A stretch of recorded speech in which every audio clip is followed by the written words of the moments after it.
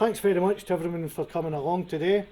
I'm Brian Martin. For those of you that have not met yet, I'm the Specification Sales Manager for Scotland for Secure Meters. At the back, a number of my colleagues. Over here we have Mark Helliwell, who's our Marketing Manager, Wendy Ngo, who is our Marketing Executive, Ian Hextall, who's the Business Development Manager, Jamie Bomber, who's Regional Manager for the North, and Paul Lee, who's our National Sales Manager. This is the first of this type of event which we have held in the country, and I'm quite glad to be here that it's happening in Scotland. District or communal heating is an area that's obviously important to all of you when you've given up your valuable time to be here today, and we greatly appreciate you giving up your time. Just a couple very quick housekeeping rules. If we spend too much time in planes going up down to Bristol, emergency exits are to the rear and one to the front. There's no emergency lighting on the floor to see you out, and hopefully we will not land in water. I think that's everything in terms of housekeeping, apart from mobile phones. If everyone could please have them on silent. It's just we've had some dodgy ringtones previously, and I can see somebody checking because you know she's got a dodgy ringtone here.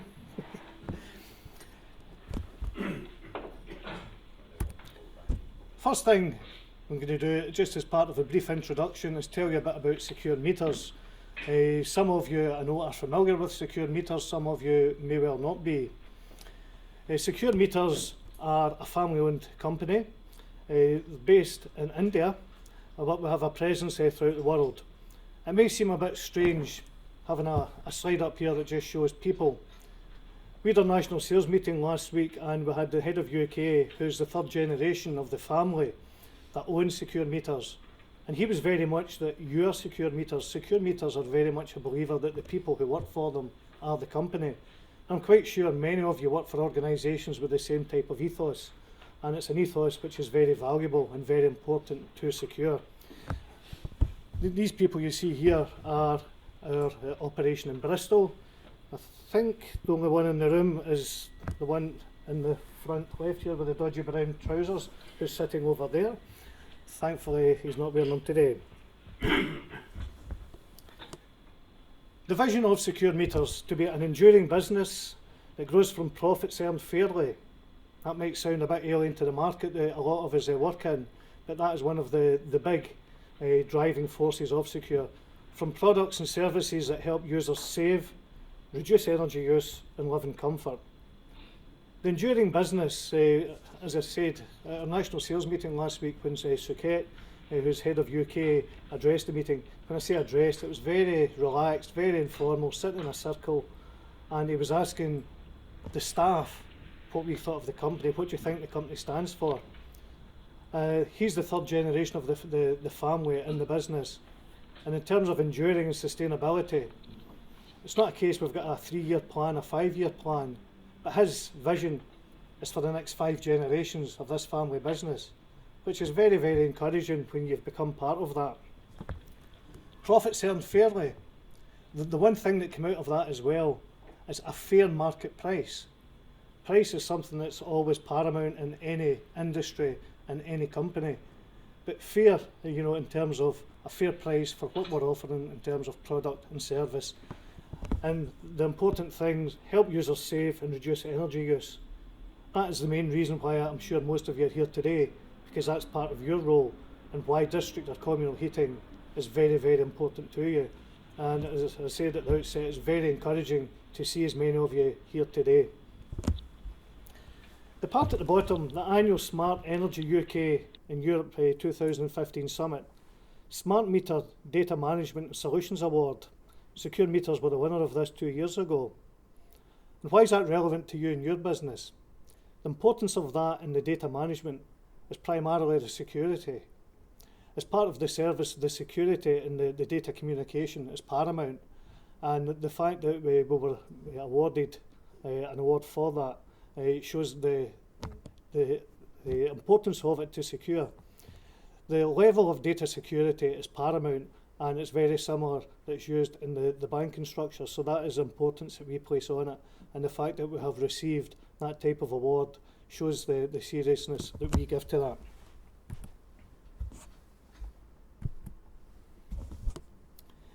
So basically, an overview of Secure Meters in the UK. Although the company is entitled Secure Meters, you see we have a measurement and control on the side of the business. Secure Meters, which provides electricity metering products, communication devices, district heating metering, which is the element we're here to discuss today, and software, which is the backup in the Liberty Online. Horseman Controls, which many of you would be aware of in the controls industry, is the brand which Secure took over, which was a UK-based business. The traditional range of heating controls, thermostats, time switches and programmers, programmable stats, motorised valves, your traditional range of controls, which are still applicable even within a district heating network. The energy side, again, I know some of you have had involvement with our energy side of things. The supply metering for the top 6 energy providers in the country.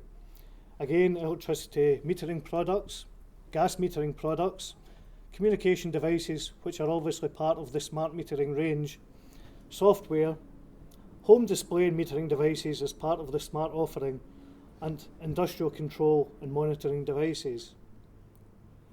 What a lot of people aren't aware of is the utility side of our business, and the company Utilita also comes under the Secure banner.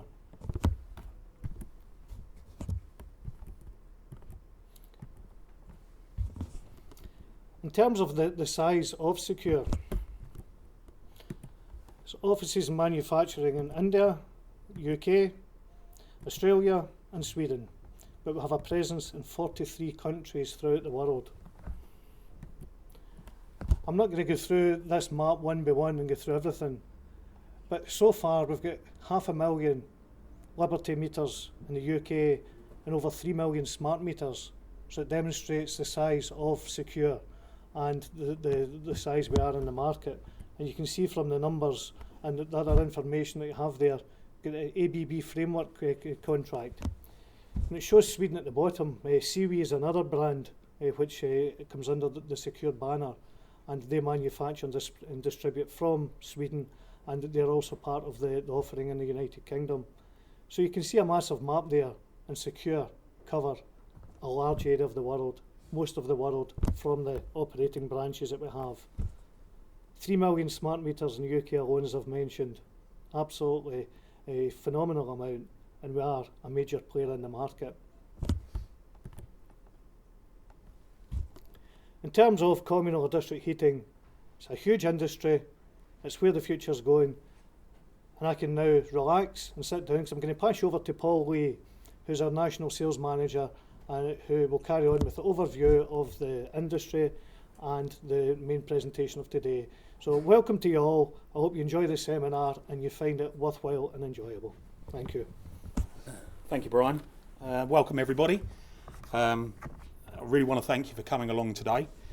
What we're going to do is we're going to run through really some the overview of district heat networks, communal heating, some of the regulations, and then afterwards we'll have a question and answer session. So anything that you want to discuss with us, you can ask the question in the question and answers, or we've got some products around, and we'll be around for as long as you want, and we can have a chat with you individually. There's no problem in any of that.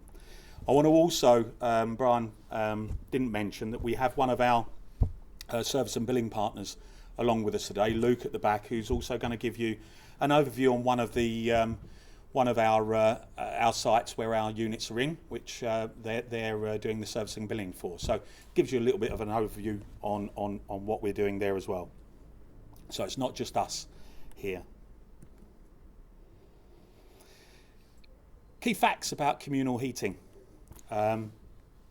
Heating buildings accounts for 25% of the UK's energy demand and 15% of its carbon emissions.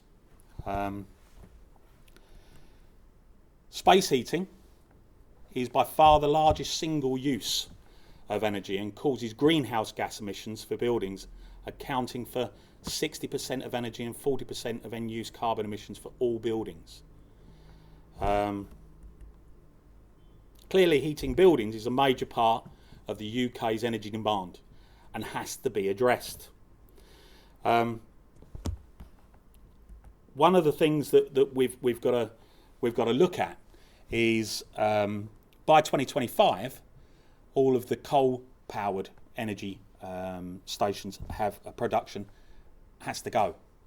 So we're going to be reducing our energy production in the country by overall. So it's going to become a problem for us. The UK building stocks is forecast to grow by 15% for workplaces and 30% for housing by 2050. So we're reducing the energy production and increasing the energy consumption. Scope for large reductions by using lower carbon energy sources and more efficient heating systems. Those figures were all from the 1990 baseline. So we're reducing all of that from the 1990 baseline, which everything is measured on. Regulatory drivers. So what are the regulations at the moment with the Energy Efficiency Directive? The EU Energy Efficiency Directive is a major step forward for energy efficiency in the UK. It's a common framework of measures across different sectors of the economy. So there's lots of different measures going right throughout energy and in different sectors. The government's Climate Change Act 2008 requires government to reduce greenhouse gas emission by cutting emissions by at least 34% by 2020 and 80% by 2050. That's off the 1990 baseline. On top of that, the Scottish Government's Energy Efficiency Programme, SEEP, is a 15 to 20 year programme that aims to transform, wherever technically feasible and practical, buildings near carbon neutral by 2035. This is a similar type of scheme that's running in London, and we're seeing a lot more district heating schemes being installed in London as well. In fact, anything that's going new in London has a communal heating scheme. The development of heat networks, or district heating, in the UK is increasingly recognised as an important component in the UK's future energy strategy. That's why you're all here today. So what are the aims and actions for these directives? Well, the Department for Business and Energy and Industrial Strategy, July 2016 plan that aims to provide 14% of residential properties with district heating and communal heating by 2030. At the moment, 1 to 2% of households across the UK are connected to district heating networks. That is projected to rise to 8 million properties in 2030. That represents around 14%. So if you can see, there's an enormous growth by 2030 that the government are looking for. Strategic aim from heat networks. So what's the aim in this? Is to reduce the greenhouse gas emissions through the use of wide range of low carbon and renewable heat sources, i.e. Gas, renewable heat, and even waste heat. So we've got waste to heat plants going.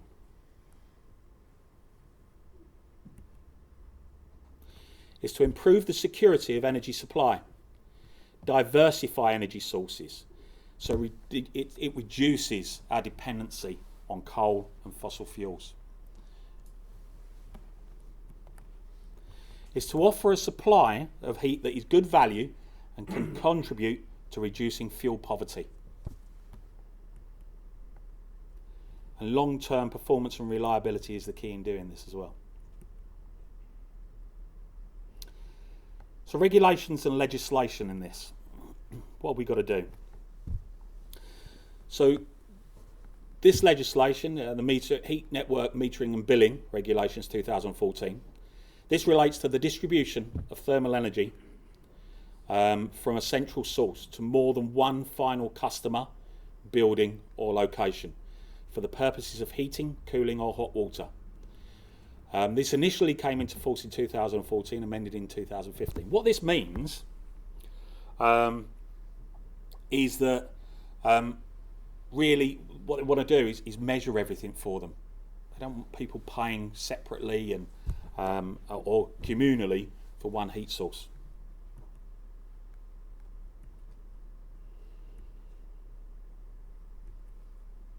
So the heat metering, monitoring and billing, what we're looking at doing is clear and transparent statement on heat tariffs and charges and how these may be indexed over time.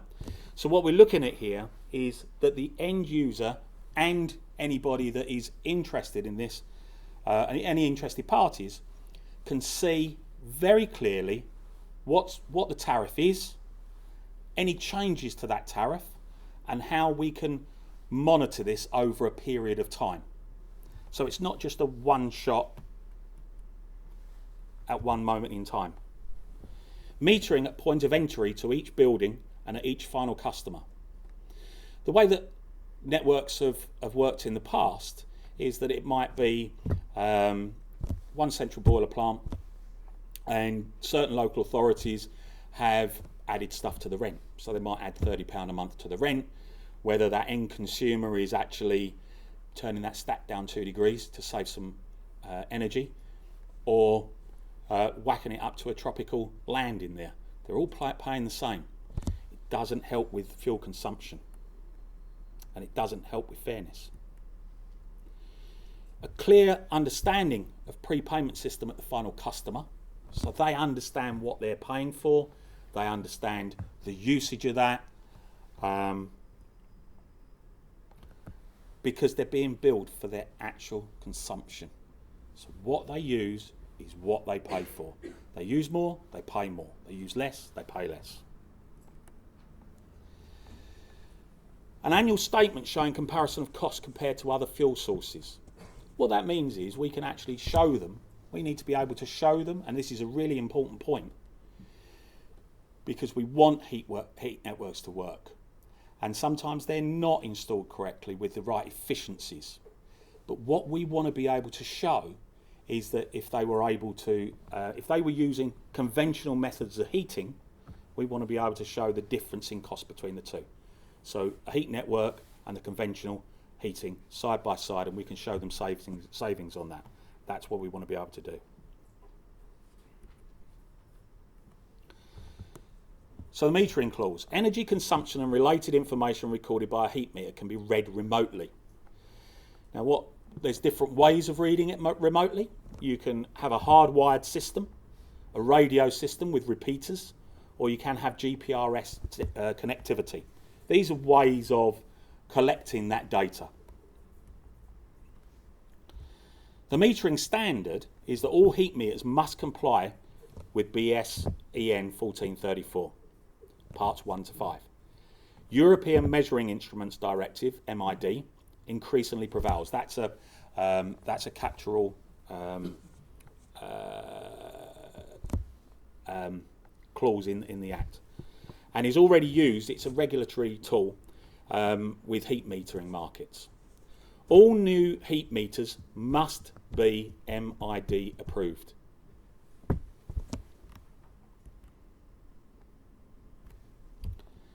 So what's the goal here? The goal is to achieve the 2020 target. So we've got rising energy prices and fuel poverty. What we want to do is reduce the greenhouse gas levels by 20%, increase share of renewable to 20%, and reduce energy consumption by 20%. They're the goals. So the aim is to ensure the awareness of actual consumption of heat by final customers, to help them reduce their heating costs by only using the amount of heat they actually require. So if you've got a network at the moment which is just being paid for by the rent or not measured in any way, you cannot drive down your costs. You cannot reduce the consumption that way.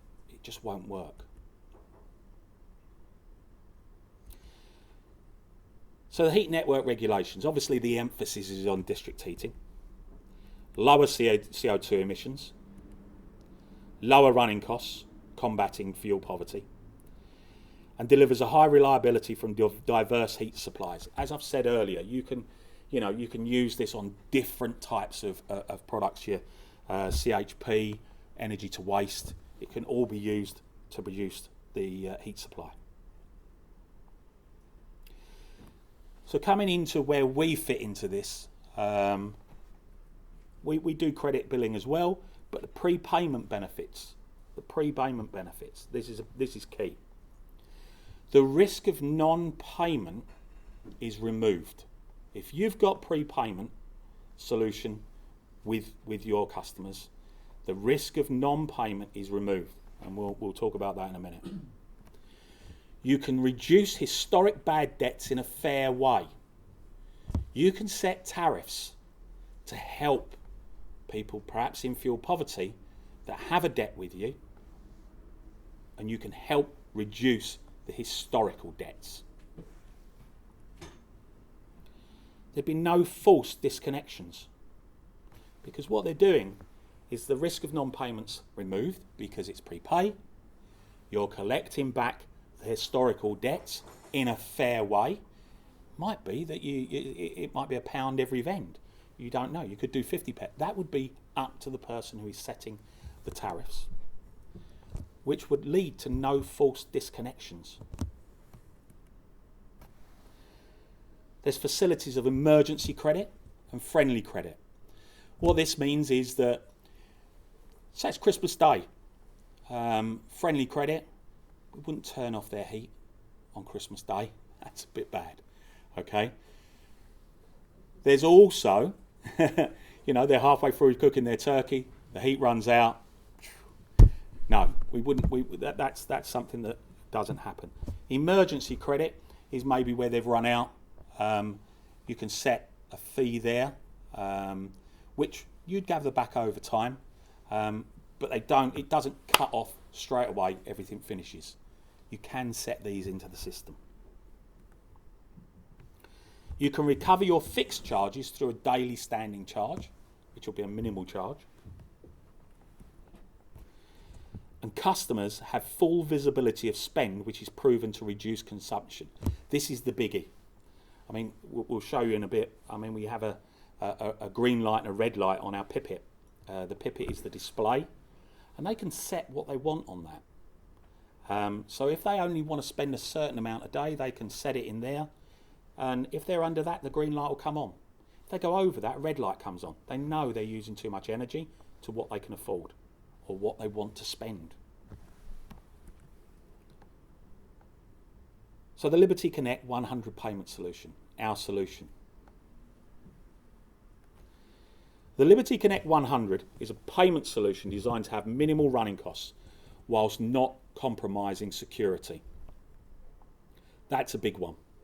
We hear a lot of about hacking these days. We hear a lot about different things. But if I go back to Brian, it's not like a banking system. It is the same conformance to a banking system that we use in our audits.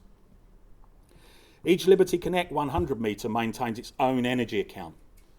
So it maintains its own one, which can support multi-rate tariffs with features such as real-time balance and days remaining. Liberty Connect 100 supports emergency credit and friendly credit, as I've said. Each unit can operate both in credit mode or pay-as-you-go mode, which can be altered remotely. So say you want to do credit mode and let your customers see that what they're spending on a day-to-day basis, okay? If they then fall behind with the payments, you just switch it remotely. There's no need to enter. There's no need to do any of that. You just switch it remotely over to pay as you go. Okay? Prepayment system. It's as simple as that. You do it over the airway. Each Liberty connection has its own home area network and wide area network. So it's communicating within the home, and it's communicating to us and service and the billing providers and services. And it does that on its own. We can go through this afterwards if you want to stay behind and go through the unit. There's no problem, and we'll go through that. So let's have a look. The Liberty Connect 100 is the box, okay? The Pipit 500 it's like a little TomTom Go there. One of the big things that sets us aside from other payment solutions is this is based on our smart metering technology. Okay, 3 million smart meters in the UK. This product has been tried, tested, and we know it works. It's based on the exact same technology as our smart meters. It's easy to install and commission, and I'm sure Luke will tell you about that later. Billing and prepayment in a single solution. You can do both with it, as I've said earlier. It's compatible with most heat interface units and heat meters. So we'll talk about heat interface unit and heat meters in a little bit, but that is compatible with most. If you find one that it's not compatible with, our technical engineers will work to make it compatible. We haven't found one yet that we haven't been able to work on and adjust a few things and make it work. It's got multiple payment options for convenience. This is key. You can still pay it in cash. You can pay it by text. You can pay it online. You can pay it on voice recognition. Any way your customer wants to pay, they can pay with this. I think it's something like 75% of all vends are still done by cash. Through the news agents, so that's a big thing. But you know, you can do it direct debit. That's key. You can do prepayment by direct debit. Some customers won't even notice. In fact, that's perhaps the way that the energy industry is going to go in future. You'll be paying by direct debit. You won't even know you're on prepayment solution, because they're turning around saying we're not banks, and that's key as well. Big thing on this, because it's GPRS. Our unit is GPRS. So we're not relying on relays, we're not relying on hardwire and repeaters and things like that. It's GPRS, and it's we actually use a roaming GPRS that doesn't fix to one network. What it actually does is it latches on to the strongest network at that point. What that gives us is 98% communication success to that unit every time we want to communicate with that. So what that means is that 98% one day, we'll pick up the 2% the next day if we haven't picked them up. There's not many of our competition can do that. Their communication rates are a lot lower than that. What that means is that you know exactly what that customer's using. We know exactly what is on that meter, as in credit terms, or if it's not credit at all, it might be a debit on there. So the pipet, this goes into the actual property itself. Well, they both go in the property, sorry, but this can be placed wherever they want. It speaks to the main unit, the Liberty, by Zigbee communication, and it gives you real-time energy display. So it will give the householder real-time energy display, which is really important. They can see what they're spending, they can see their consumption, they can see what's happening. If they're in fuel poverty, they can really look at this and make sure that they can bring themselves in line. It conforms to the code for sustainable homes. Well, sustainable homes is gone now, but it conforms to that standard. It has a simple wireless connection to the Liberty. It's easy to use, operate and understand. So let's have a look at how it's really installed. Thank you.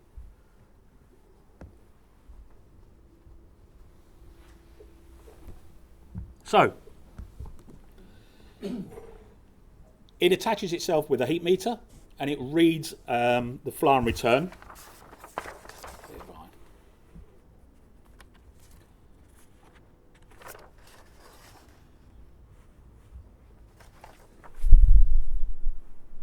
Sorry, I've lost myself a little bit here. Yeah, this just illustrates how the unit is installed. It's a mains powered unit, it has two connections. One of those is info from the heat meter itself. And two, there is a control should the credit become exhausted. So really what this will do is if the credit becomes exhausted, it will shut the HRU down. So that's what it does. It operates the valve to open and close. So if that credit becomes exhausted, it will shut it down unless they've got the friendly credit or the emergency credit. What it actually does is it measures the flow and return, and it measures those temperatures, and what it actually does is turn that into a fiscal figure, and then that will be the thing that's reporting back to you. So, the technology. It will provide usage data and alerts. What this means is the alerts might be somebody's tampered with it. So somebody will go in there, tamper with it. We all know that something's going to happen at some time wherever this is put. Even down to the point of if somebody's trying to hack it with a computer, or not hack it with hack it with a computer, or if you can see it's got buttons on the front, that's for codes. So if you manually want to put your code in, if you've done a vend, it will detect and report back to us if there's codes trying to be put into it numerous occasions.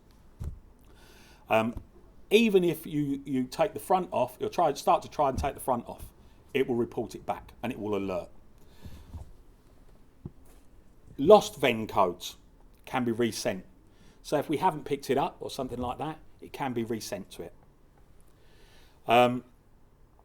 You can either do the service and billing in-house or outsource it. We have partners that will do the metering and billing for you. There's no physical card or key needed to slot into the unit, to go anywhere near the unit. They will have a card with a unique number on, which they can do their vends with, but then it's all sent by GPRS. So everything's done remotely. It's scalable and enduring. If you've got 50 of these installed and you want to install another 2,000, there is no problem in that. It doesn't need repeaters. It doesn't need the hard wiring. What this unit does is it sits on its own and it will report on its own. So if there is a failure in one unit, you have a failure in one unit, not a number of different units.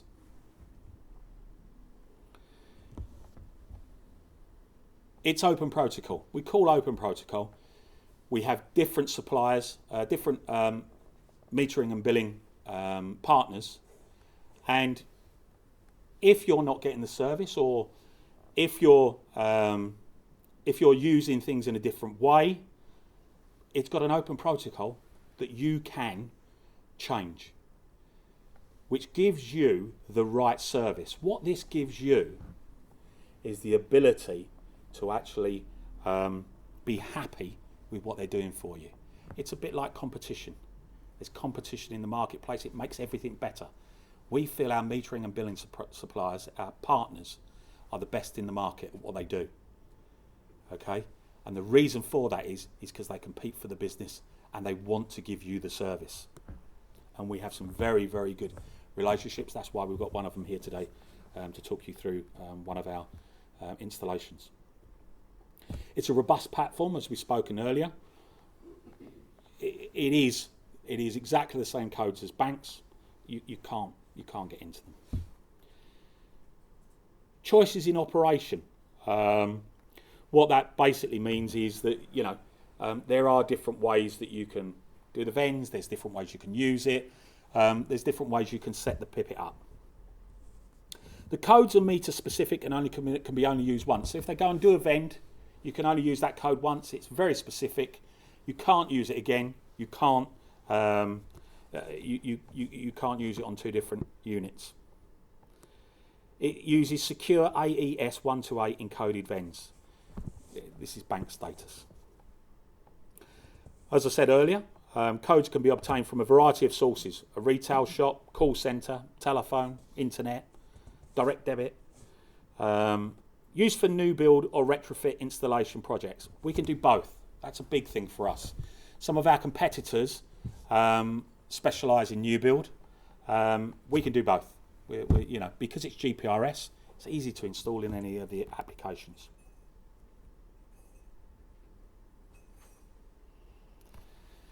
This really gives you the security of the. We're doing the VENS again. This is really repeating.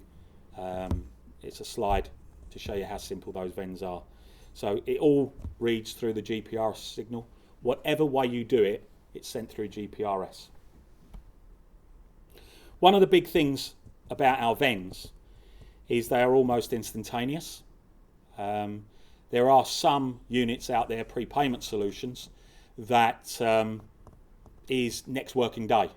Now that can be a problem in the fact that, say you do it on a Friday, say you do it on a bank holiday, Easter, Thursday before Easter, ours will update automatically. Some people need next working day. That's a big thing sometimes with customers who are they can't afford it and they're putting £10 on at a time.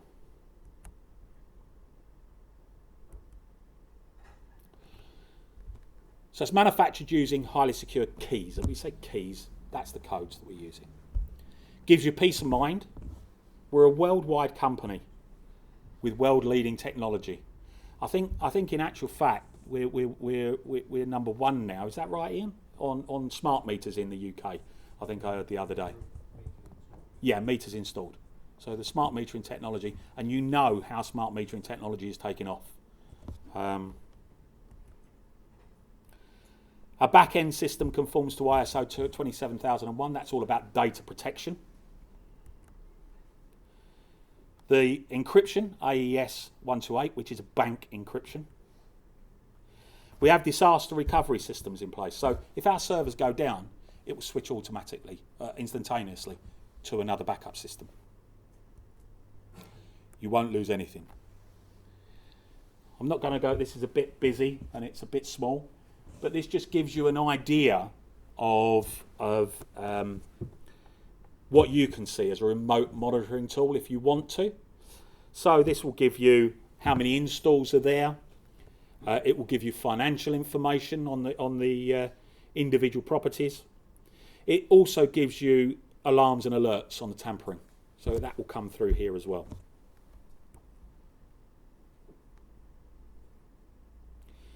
Benefits to the service provider. It's a simple installation, registration and pairing process with automated commissioning. So it's very, very simple to install, register and pairing process.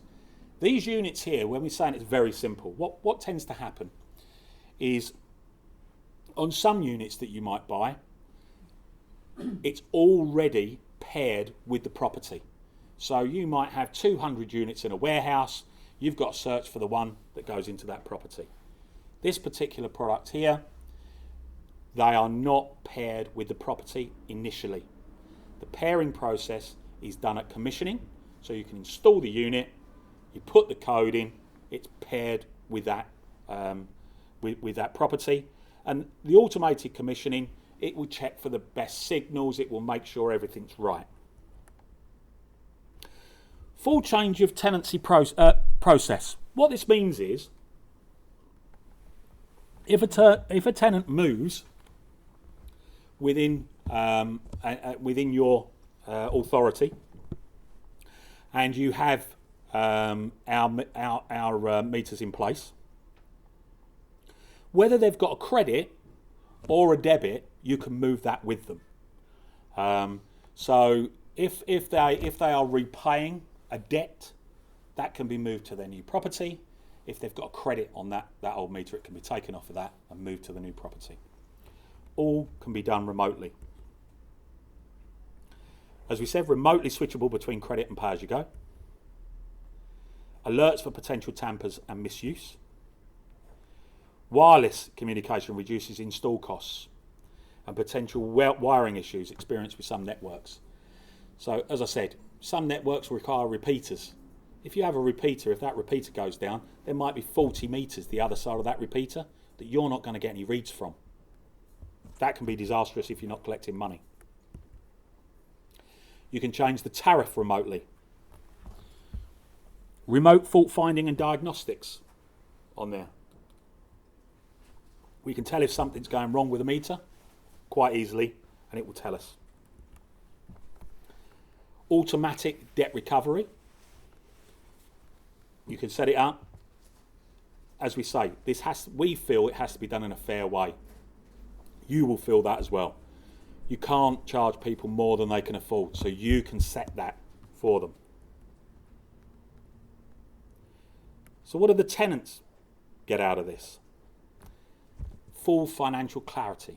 They know what they're spending, how they're spending it, and how long they've got before they have to spend some more.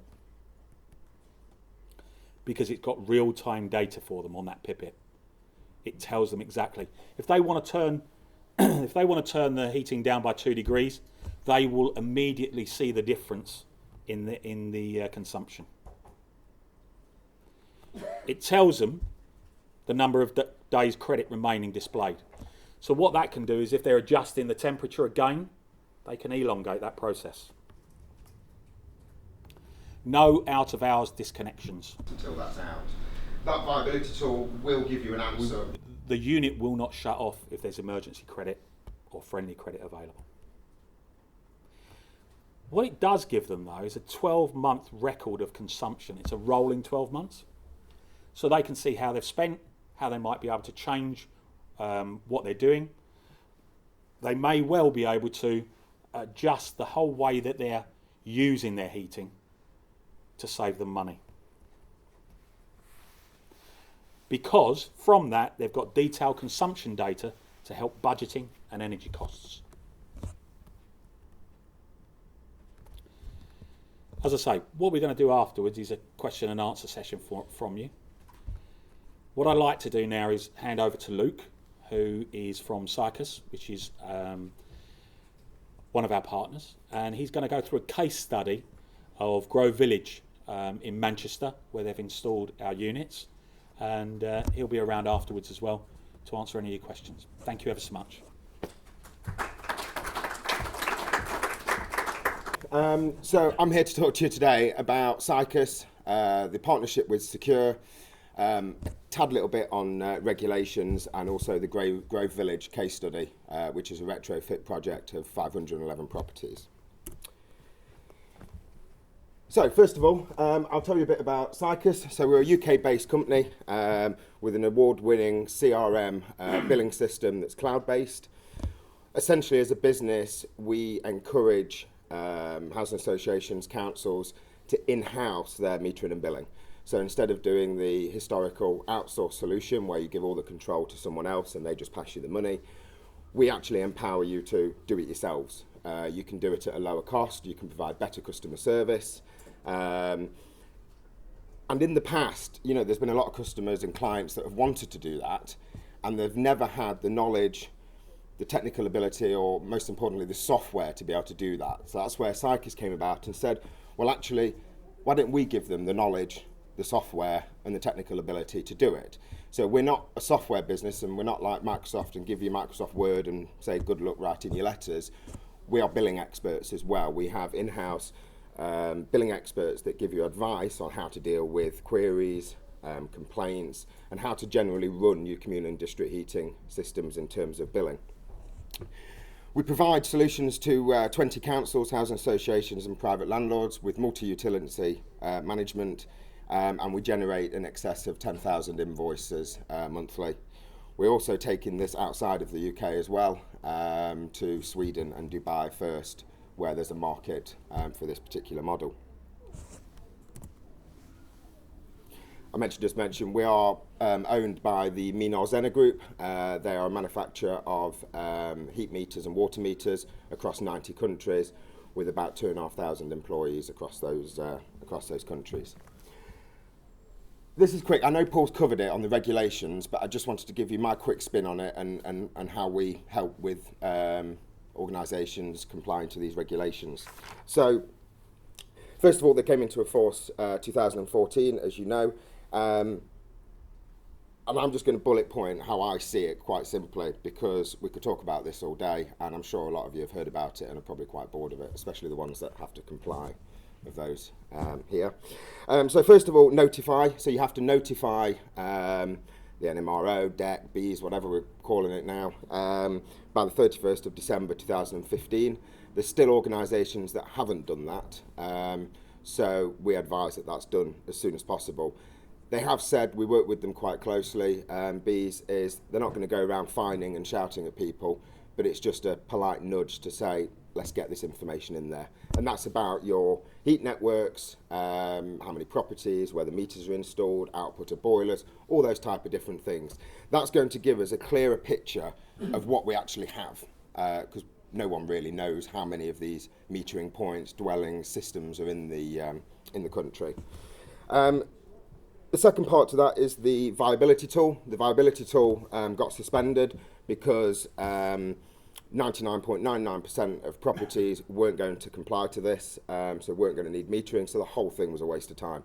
So they've taken that viability tool back now, and they're going to hopefully be releasing it in the next, well, we probably should have expected it now, but with the general election, everything, it's been delayed, so we're probably looking at another 2 months, a month to 2 months until that's out. That viability tool will give you an answer whether you're mandated to put metering in your apartments or not. This is a personal side to it. I think they're going to hit the ones that are going to be easy to install. So if you've got a site with HRUs already installed with a small piece in there, they are the easiest ones to hit first, and I think they'll be hit first. The ones that we need to start changing pipe work, knocking down walls to get to pipe work, to put meters in, I think they're going to come many, many years down the line. Thirdly, building level metering, so entry to the blocks on a district heating system, so we can start collecting that data for efficiency purposes, but as part of the regulations we should be putting these bulk meters into the entry of the blocks. A lot of people have said in the past that these need to be mid-approved meters. The block level meters don't need to be mid-approved. We have a solution where we use a clamp-on meter, so it means we don't have to shut down the system, we don't have to cut any pipe. It's a quick, simple retrofit heat meter onto that pipe. We're doing a current project for London and Quadrant Housing all around London, where we're installing 84 of these on their district heating systems, and also Camden, where we're installing around about 300 as well, but they're including their communal heating systems for efficiency. It's all well and good putting these meters in to comply. I would also recommend that you collect the data from these, your flow and return, especially on MBUS, your flow and return temperatures, your flow rates, your actually energy being used, because that data can be used for efficiency purposes, and try and identify if this network is efficient or not. So I'd always recommend collecting that data on at least a half-hourly basis. And finally, just a final note on the regulations is that if you've got meters installed, you now should legally be billing on those meters, not doing a flat rate fee throughout the year in the rent, as a lot have done in the past. So if you have meters, you should be billing on consumption. There is many that aren't, so don't worry if you are, because I don't think they'll catch you for a while, but I didn't say that. Okay, so if I move on to our case study with Sycus Secure and Grove Village in Manchester City Council. So Grove Village is a PFI scheme, and it's a partnership between Manchester City Council, Your Housing Group and Morgan Sindall Property Services, who are the maintenance company on there. We were appointed by them in 2016 in November to start retrofit project on 511 properties. They had a prepayment system in there before. It was falling down, it was old, and the systems and processes were very much out of date. It was also managed by the company that supplied the system, so they took on the administration, they took on the payment processing and everything like that. We changed that, so when we were invited to tender for this project, with it being a PFI scheme, we were actually ultimately selected by the residents, so it was a residents committee that selected what they thought was the best prepayment unit to be in their property. So it wasn't necessarily the bit I'm about to talk about now why the residents picked this, because they actually picked it because they like the Liberty 100 and the Pipit 500. But what we did as a business with Morgan Sindall is turn around and say, well, why don't you operate it yourselves, and Manchester City Council together, operate it yourselves, manage PayPoint accounts, so secure Sycus integrated with PayPoint, so you can give instantaneous payments. Grove Village already have a mini call centre where they deal with incoming calls about no heating and hot water, my doors fell off, my alarm's not working. So what we decided to do was include in their processes, include the administration of this prepayment system. It made sense. The people were already sat at the desks, they were already operating half the site on various other things. So why outsource the prepayment and essentially up the standing charge, because the charges are higher doing that than actually taking it in-house.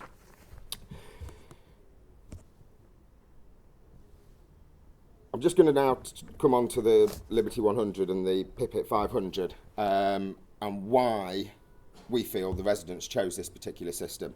I personally think it's great, but first of all, they liked how flexible the system was. The wireless in-home display unit, which you saw pictures of earlier, there's a wireless connection between those. So at Grove Village, we've got various people that are, for example, disabled, so having a device that's up here is just not suitable for them. The in-home display unit for those particular residents can be portable, so they take it round with them, they put it on the table next to them, they put it in the kitchen, they put it wherever they like, so they have easy access to that information, how much credit, previous history, current consumption, etc. So that was a real nice feature for them. I don't know of another prepayment system on the market that hasn't got that, has that feature. They're normally either installed on a wall, in a cupboard, very inaccessible, especially for the disabled residents. So that was one reason. They also liked the fact that it was easy to use. Very interactive display, there's nothing that's confusing, you can simply get it up with a few buttons. Coming on to the side of why Morgan Sindall liked it and why we like it as a solution, as part of our solutions, is first of all, there's 3 connections on the unit, so easy to install. You've got power, your valve connection, and your heat meter connection. That's it. There's nothing else you need to do with that device to install it. So for our engineers and for our costing teams and all that type of stuff, it's an in and out job. It's very, very simple. There's some other systems on the market which require RF surveys, they require further surveys about connecting the valve, and actually those surveys are all well and good, but until you install that equipment, you don't know if that's actually going to work or not in terms of thickness of walls and everything like that. That brings me on, because you might say, well, what about the GPRS and the SIM card and everything? As Paul mentioned earlier, I call it a true roaming SIM card. We have roaming SIM cards in our data collection units that on a credit billing site will collect the data. But actually in the secure unit is what we call a true roaming SIM card, and that will constantly flick to the best network. A lot of people will say, yep, it's roaming, and it will roam, but it'll pick up the network that's cheapest for them, but that might not give the most reliable data and transmission from that device. This doesn't do that. It will pick the strongest network, irrelevant of cost, background cost, all that type of thing. So we really like that. Out of the 511 properties at Grove Village, we had to install 0 antennae. So we got perfect signal on all devices immediately without changing the location or putting antennae. We always say, we might need to put it on 5%. We haven't come across one yet that we've had to put an external antennae on. So that shows you the strength and the flexibility of the SIM and GPRS connections on the unit. We also like the fact that it's tamper-proof. When a new prepayment system goes in, especially on occupied properties, there's always big talk about, how can I actually fraud this unit? I've seen Facebook pages, I've seen groups of people meeting, I've seen people go around knocking on doors saying, I'll fraud your heating system for 10, 20 quid, and people do it. This is the system that we found to be the most tamper-proof. Taking off the cover, it notifies you at the back office, and that notifies either the organisation, the outsourced company, or the actual heat network operator, Manchester City Council. They would be notified, and Morgan Sindall, this cover's been taken off. Go and visit the property. potential fraud. So, and the unit shuts down straight away anyway, so really they'd probably ring you up and say, I haven't got any heating and hot water. You'd know why, because they've taken the cover off and put it back on and thought, well, I've done something wrong here. We also like the speed of payments. I mentioned earlier about integration with PayPoint. Before, what they used to do is they used to have a card, they took it to the shop, they put some money on it, they then walked into Grove Village, put it into another machine, and that machine then put it onto the prepayment unit. Very long-winded process. We've now set it up to the point where they walk into the shop, and there's a local shop for that, a 2-minute walk. We've also introduced phone payments, text payments, internet payments. You have to bear with me because there's so many now. But we've introduced all the different types of payments to allow it. You know, everyone's now moving to mobile devices and wanting to pay on the move. Admittedly, a lot of these residents are so used to going to the shop that 90% of them are still going to the shop, which is fine. The option's there. There's 20,000 in the UK of that particular shop they can go to. They walk into the shop, they put the money on the card. Before they've walked out of that shop, the money's on their unit. They love that, because the biggest thing for these people, especially when they're putting £10 on, they want to see their £10. It sometimes took 24 hours on the old system, and there's still some systems now being sold that take 24 hours. So the fact that that's there, and it also pops up and says, you have just added £10, press OK, and you can know when they've pressed that, you know, that's fantastic, because that really helps with the residents understanding where their money's going. The credit and prepayment mode, as Paul mentioned earlier, that's really important. We had a mixture on this site, so we had to have a unit that supported both credit and prepayment. About 85% are on prepayment, the rest are on credit billing for historical reasons, but the plan is to move them all to prepayment to protect the revenue. I could talk about this all day, so if I'm talking too fast or I'm going over my time, you'll have to tell me.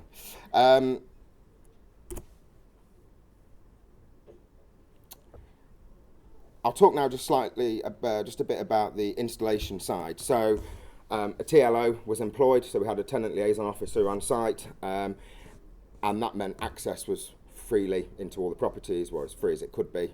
But the best part of it for us was how easy it was to install the Liberty 100. As I say, 3 connections, you're in, you're out, you've done it. It was delivered on time and on budget. We installed 511 units in about 3 months. With a couple of stragglers because of no access, which always happens. But actually, to mention those people that we couldn't get access to, the system still works. Whether you can get into 1% of them or 100% of the properties, the system works from day one in property one. So, you know, there's some systems out there, until you've got at least 75%, 85% of that network installed and commissioned, the system's not going to work.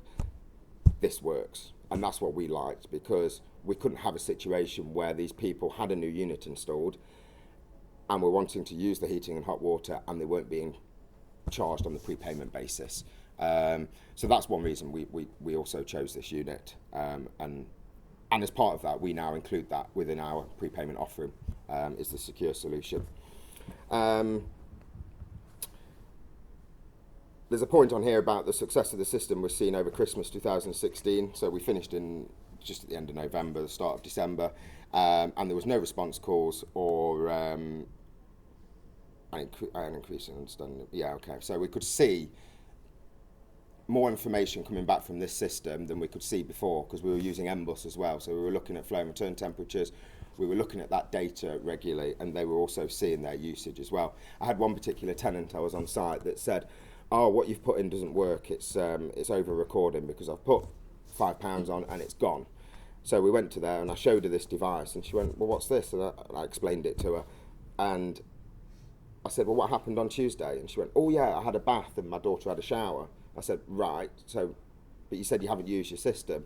And I said, what about on Wednesday? You've said you've used here, you know, £3.50. Oh, I had the heating on all day. And it's just that information that you can get from these devices that help you, you know, teach the residents in there that this information is available for them, and also as well the fraud side of it as well. You know, we had a few people that thought it's a good time to try and get some free credit, when actually it's so transparent that there's no possibility of that.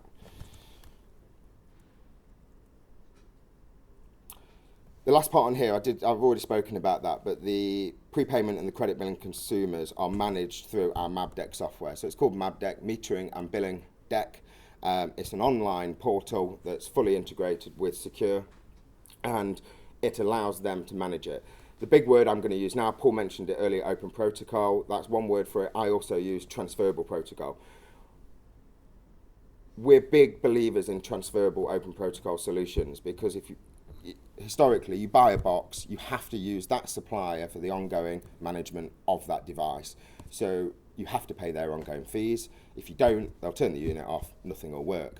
But what happens if their customer service levels fall low, or what happens if their yearly charge increases to such a rate that, you know, it's unacceptable to pass that charge on to the residents and it puts them in fuel poverty? You want to be able to move that service away from them. It also, you know, being allowed to move your service also keeps these people increasing their customer service and making sure they haven't got a contract for 10, 15, 20 years without you replacing £500,000 worth of kit. So this transferable protocol side is really important. We won't supply any system that is locked protocol or locked down to one supplier, and I would always advise any client who's putting in a system to make sure that it's transferable protocol.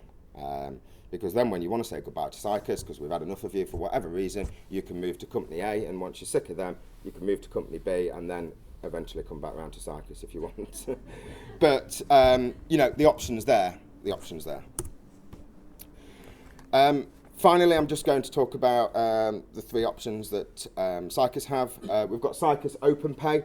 So as part of the regulations, putting all these metering devices in and prepayment devices is a costly exercise. You know, who's going to finance this? So we've come together with some packages with Secure as well on trying to finance these solutions. So Sycus OpenPay is where you can lease the meters and also the prepayment unit and the data collection unit. We can spread that cost over 5-10 years, whatever you'd like on that.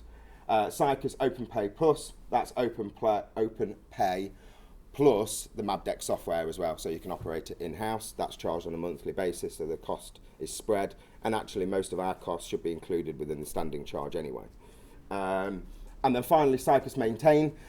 Sycus Maintain only will maintain the heat meter, the data collection, or the prepayment unit. Anything to do with metering and billing. We won't do pipes, HRUs, energy centres. The reason for that is because there's loads of maintenance companies out there that will maintain your HRU, that will maintain your energy centre, but they fall down when it comes to the meter, the prepayment units, because they haven't got the engineering skills to be able to do that. So we then take it on from that point. We've got various sites in London that we do that for, especially for L&Q, and it's a really important part. So if you're looking at doing this, a lot of the units are maintenance free. You know, heat meters are maintenance free, and the Secure unit is maintenance free. But when you've got problems with someone smashing the unit or trying to tamper with the heat meter and all that type of thing, it's important that that's maintained properly.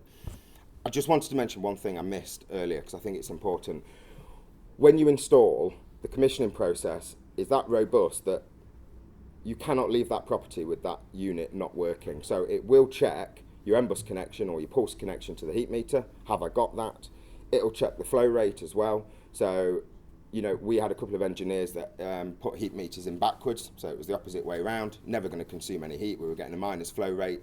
They couldn't commission that unit with that meter installed incorrectly, and that's all through the Liberty 100 that does that. That's nothing else. We see it quite a lot of contractors do install them the wrong way around, and we only pick that up at a very late stage in the development when we're starting to pick up the data.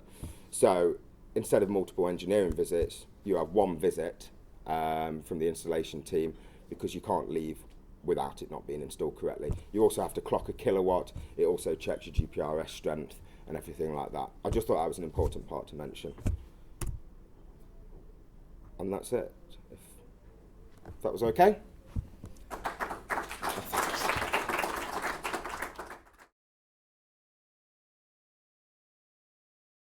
Or common heating system you've been involved in?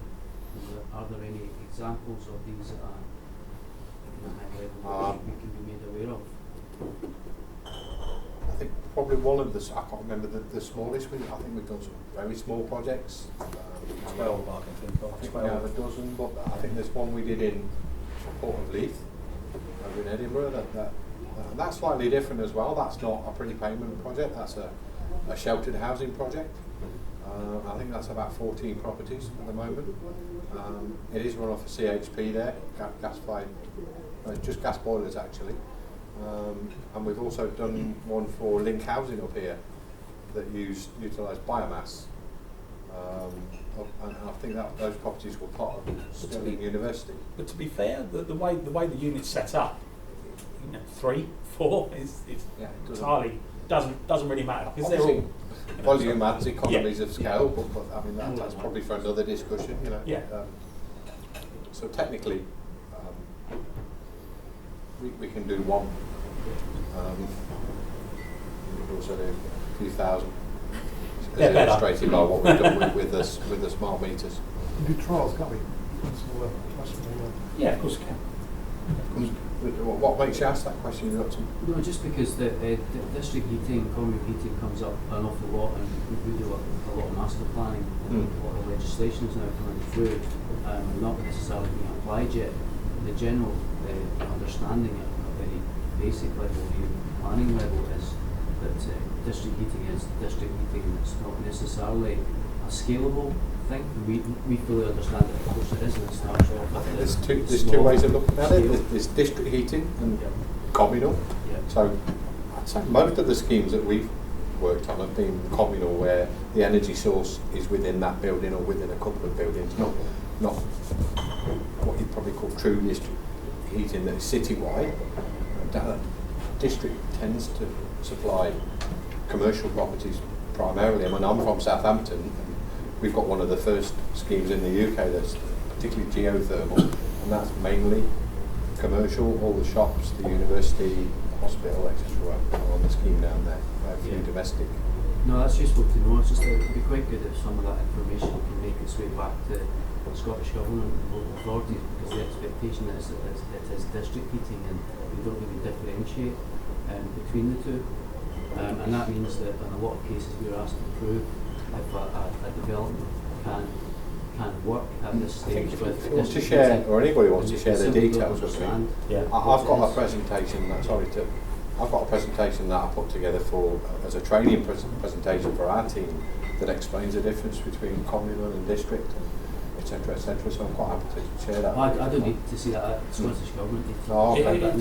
I'll send it to Nicola then. They don't differentiate at all, so we have difficulty convincing them that it is a scalable thing. It could be a block of flats, it could be Yeah. a campus, it could be student accommodation. If there's anyone like that you want us to get involved with, we're more than happy. Scottish Government.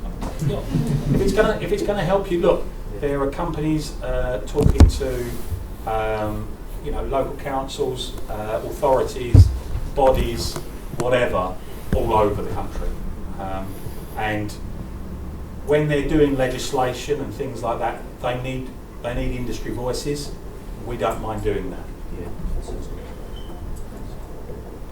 A couple of wee questions just regarding tampering of the meter. I know you spoke about if you tamper with the actual unit itself, Yeah. sets an alert. My one was, how quickly do you get alerted Okay. to somebody tampering? Plus also, from my experience, what I've got with a project I've got around, I think I've spoken to Brian about this, on what HIUs with a secure meter in the actual Liberty unit.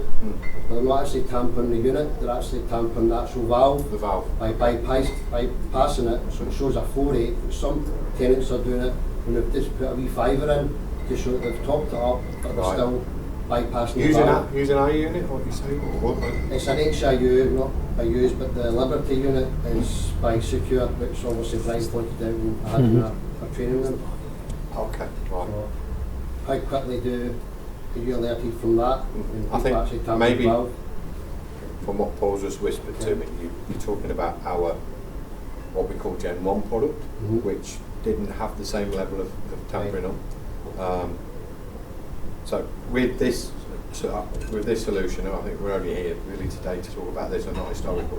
Okay. But the answer, to answer your question, within the hour, an email is sent out to the back office, and they'll get an alert that there has been a tamper and what's the nature of the tamper. Valves aren't intelligent, so the valves people generally use are not intelligent. So we have to use the intelligence in that unit that knows it sent out a message to close the valve down, and if it detects consumption post closing the valve, then it will alert as a tamper in that Problem way. is they're tampering with the valve. I know it's not your unit, it's the valve that's getting tampered with. So you can take the heads off them and you get free energy. Yeah, but we'll see that they're getting free energy. That's what I'm saying. With this unit, we know that we've told the valve to close, or should have. Even if it hasn't physically closed, we'll still detect consumption. Yeah. So that will come back as a flow and return. that will So come we'll back still as a measure that flow and critical return. alert. One's got the Through. flow rate, that straight away you can tell that system. So say that £5 run out, Yeah. and then you're still getting the flow and return even though it said it's shut off.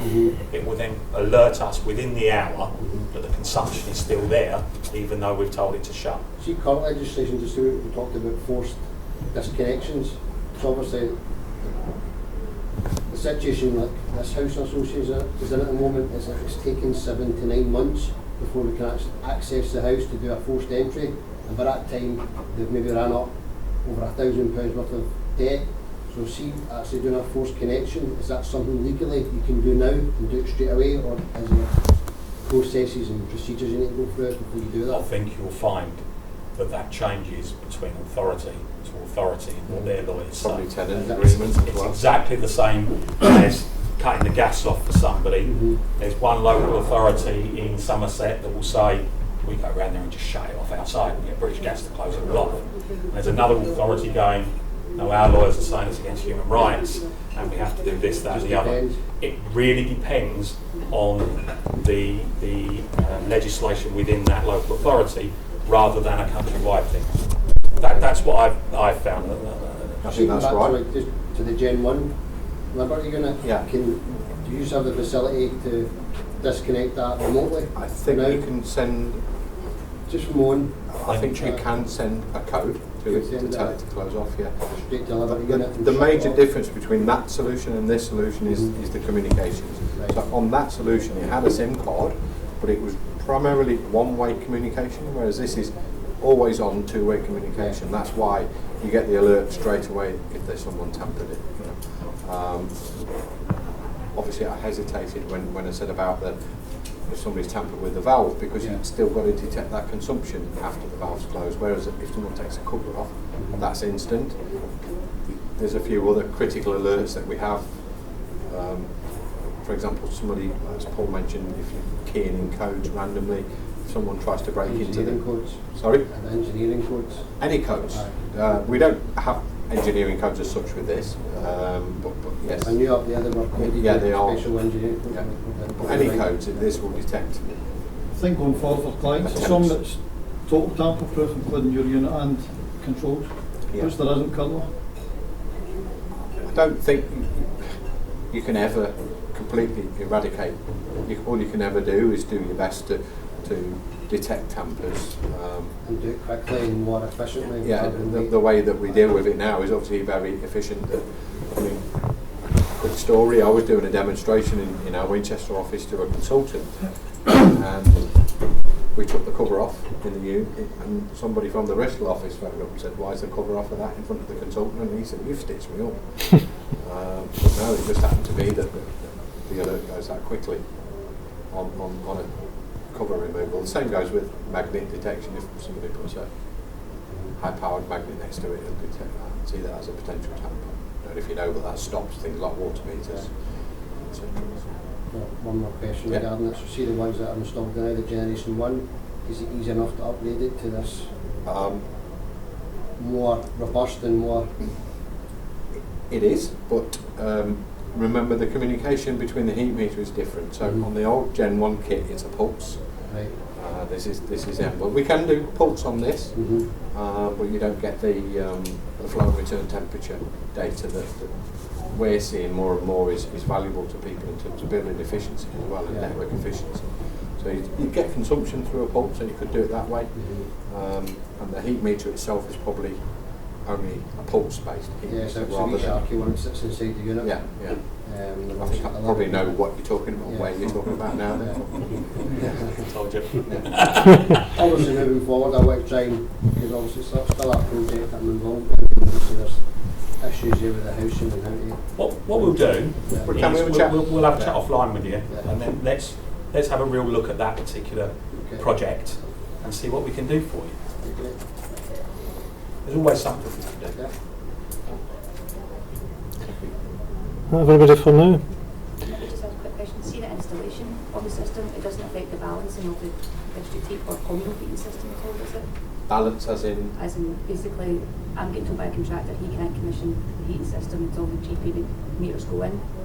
I take it that's not an issue, because I've raised it as an, it's not an issue. no, because Right, for it. what we are really, I mean, if the heat meter, in effect, we're a smart data logger rather than a heat meter. We shouldn't really call this as a business a heat meter. It's a payment solution Yep. that bolts onto a heat meter, so it shouldn't make any difference.